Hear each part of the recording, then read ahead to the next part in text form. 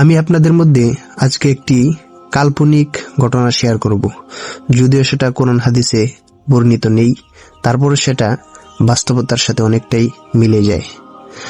আল্লাহ তাআলা যখন গাধাকে সৃষ্টি করলেন, তখন তাকে বললেন, তুমি হবে মানুষের কাজের সঙ্গী, তুমি সারা জীবন ভার বহন করবে, তোমার কোনো বুদ্ধি থাকবে না এবং তোমার খাদ্য হবে ঘাস, আর তুমি বাঁচবে মাত্র 50 বছর। গাধা করজোড়ে বলল, না না আল্লাহ, আমি এত বছর বাঁচতে চাই না এভাবে, আমাকে 20 বছর দিন মাত্র। সৃষ্টিকর্তা সেটাই মঞ্জুর করলেন।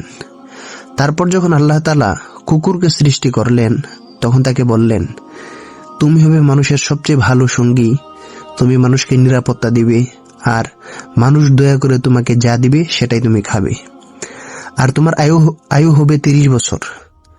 কুকুর করজোড়ে বলল, প্রভু, আমি এভাবে এতদিন বাঁচতে চাই না, আমাকে 15 বছরের আয়ু দেয়া হোক।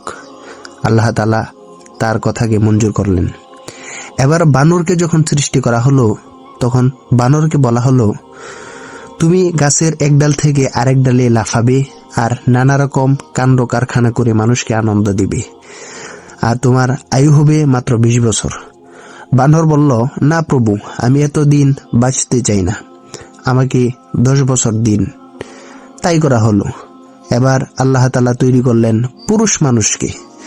পুরুষকে বলা হলো, তুমি হচ্ছ সৃষ্টির সেরা এবং সবচেয়ে বিচক্ষণ, তোমার আয়ু হবে 20 বছর। পুরুষ বলল, আল্লাহ, আমি দীর্ঘ সময় বাঁচতে চাই, আমাকে গাধার 30 বছর এবং কুকুরের 15 বছর আর বানরের 10 বছরগুলো আমাকে দিয়ে দিন। আল্লাহ তাআলা তার কথাকে মঞ্জুর করলেন। সেই থেকে পুরুষের মতো বাঁচে মাত্র 20 বছর।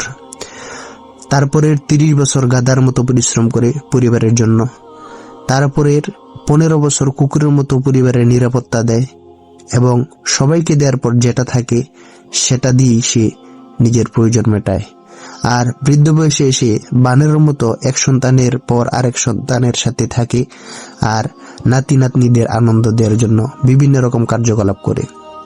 এই হলো পুরুষের রহস্যময় জীবন বৃত্তান্তের ইতিকথা, যেটা কোরআন হাদিসে কোনো বর্ণিত নেই, কিন্তু বাস্তবতার সাথে সেটা অনেকটাই মিলে যায়।